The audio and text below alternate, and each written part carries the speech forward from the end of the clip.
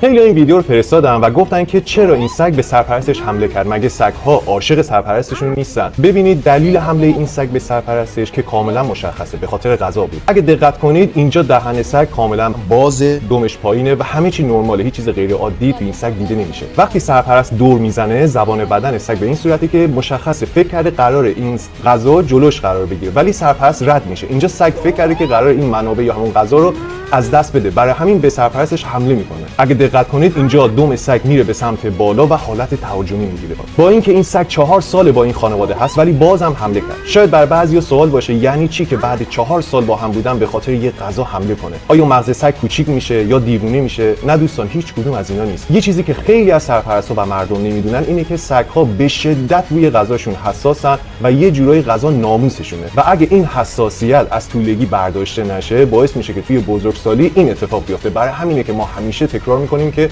سگتون رو از طولگی حساسیتش رو به غذا از بین ببرید تا این اتفاقات براتون نیفته. مطمئن باشید اگه این سگ آموزش میدید هیچ موقع این اتفاق نمیافتاد.